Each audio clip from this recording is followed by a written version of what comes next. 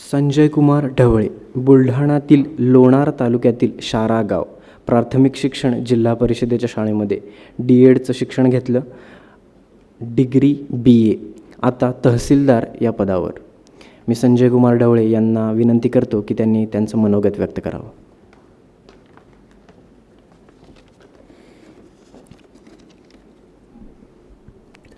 सन्माननीय व्यासपीठ, झालेल्या आणि होणाऱ्या अधिकारी मित्रमैत्रिणींनो, माझं नाव संजय ढवळे. माझं DED झालं आहे. आधी प्राथमिक शिक्षक होतो पण जॉईन काही केलं नाही. त्यानंतर STI झालो, नंतर नायब तहसीलदार आणि आता तहसीलदार झालो आहे. मी सिनर्जी परिवाराचा विद्यार्थी आहे. माझा पहिला इंटरव्ह्यू अतुल सरांनी घेतला होता.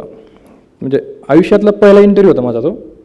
तर अतुल सरांनी मला तिथे प्रश्न विचारला होता पहिला की लोणारवरून आला आहे का? बरं, म्हणजे लोणारबद्दल बरीच तयारी केली असेल आहे ना? म्हटलं नाही सर, माझा पहिलाच इंटरव्ह्यू आहे. अच्छा, बरं. मग त्यांनी मला एक प्रश्न विचारला होता. म्हणजे मला काय सांगायचं, अतुल सर आहे ना, माणसाचं माइंड रीड करतात लगेच. म्हणजे कसं नंतर कळालं मला ते. सरांनी आता MPSC करणाऱ्यांना सिलेबस वगैरे थोडं माहीत असतो. तर त्यांनी मला विचारलं होतं की IMF आणि वर्ल्ड बँक म्हणजे काय? मला वाटलं अरे वा, आपल्या पट्ट्यातला प्रश्न आला, येतो मला आता उत्तर. मग मी सांगितलं IMF सदस्य राष्ट्रांना अल्पमुदतीचं कर्ज देते बॅलन्स ऑफ पेमेंटची काय सॉल्व्ह करण्यासाठी. आणि वर्ल्ड बँक असं बोललो. सर म्हणे बस ठीक आहे माहिती आहे मला, पुढचं माहिती आहे. म्हणजे तू असंच बोलणार आहे ना की दीर्घ मुदतीचे कर्ज देते. हां, म्हणजे त्यांना आधीच कळालं की आपल्याला काय येतं आणि काय येत नाही. म्हणजे मला अतुल सर तिथं असं वाटलं की नंतर जेव्हा टेस्ट सिरीजमध्ये असायचो मी क्लासमध्ये, पण टेस्ट सिरीजमध्ये ज्या पद्धतीचे प्रश्न सेट व्हायचे आणि तेव्हा वाटायचं की हा प्रश्न खूपच अवघड यार, असं काही येणार नाही पेपरात. पण जेव्हा मेन्स परीक्षा जेव्हा सॉल्व्ह करायचं तेव्हा अतुल सर आठवायचे आणि त्यांचे तेच प्रश्न असायचे, काही 4-5 प्रश्न तेच. म्हणजे वाटायचे का अरे हा तर प्रश्न झालेला आहे, काय कट पेस्ट केलं की काय असं. म्हणजे मला आहे ना, मोबाईलमध्ये नसतं का आपलं PDF रीडर असतं, PDF फाईल करण्यासाठी ॲडोब रीडर असतं, तसं MPSCला रीड करणारे अतुल लांडे सर वाटतात. म्हणजे सेम इंटरव्ह्यू माझा जेव्हा इंटरव्ह्यूच्या आधी इथे झाला, इथे काही घाबरलो नाही कारण अतुल सर होते. पण तिथे आयोगाच्या इंटरव्ह्यूला मी घाबरलो होतो. पहिल्या इंटरव्ह्यूला खूप घाबरलो होतो. मला पाणी पण नीट पिता येत नव्हतं, म्हणजे खरं सांगायचं फ्रँकली स्पीकिंग. पण मग थोडंसं समोर माझा भाऊ तिथे रेस्ट हाऊस औरंगाबादला झाला होता इंटरव्ह्यू, बाहेर तो उभा होता.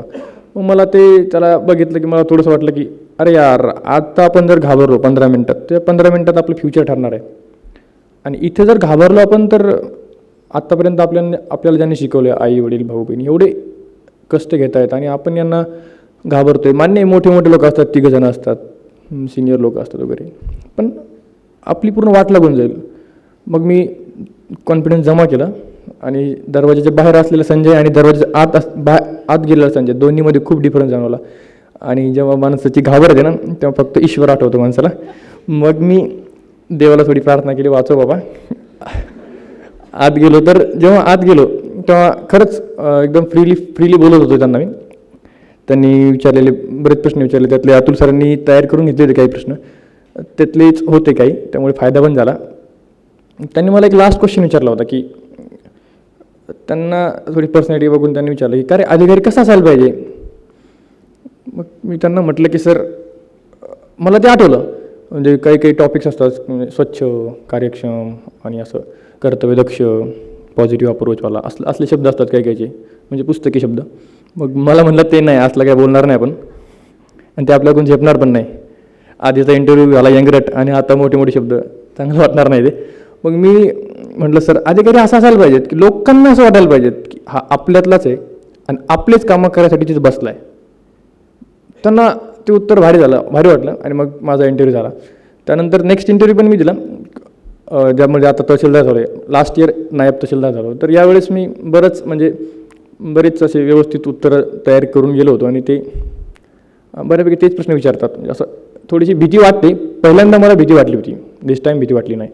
म्हणजे सांगायचं एवढं की भीती वगैरे वाटत असते माणसाला, पण त्याला एवढं भीतीला घ्यायचं नाही. ते सांगणं सोपं आहे म्हणा, पण ते होतं. पण लक्षात घ्या, जरी भीती वाटली तुम्हाला तरी एखाद्या वेळेस समजून झालं की हे युनिव्हर्सल आहे, इट्स ओके असं. आता सुजित सर जेव्हा जिओग्राफी शिकवायचे ना, मला आहे ना कळायचंच नाही की कन्सेप्ट क्लिअर असाव्या असं सांगतात लोक, कन्सेप्च्युअल क्लॅरिटी असावी म्हणजे काय असावं. मग जेव्हा सुजित सर शिकवायचे तेव्हा कळत याला म्हणतात का कन्सेप्ट असं.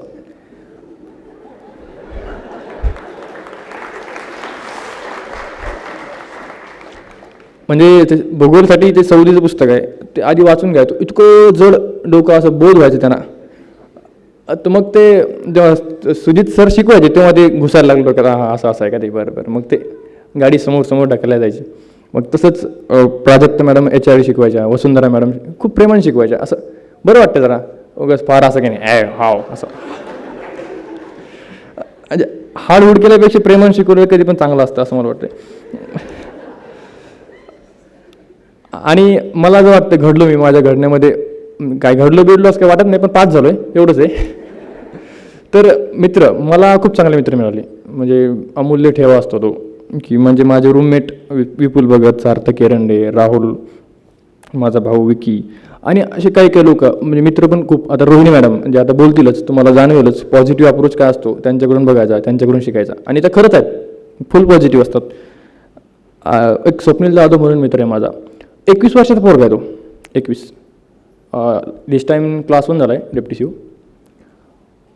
21 वर्षाचा पोरगा, पहिला अटेम्प्टला क्लास 1, पण मॅच्युरिटी काय असावी त्याच्याकडे बघितलं की मला वाटायचं असं आपण लयच लहान आहे राव.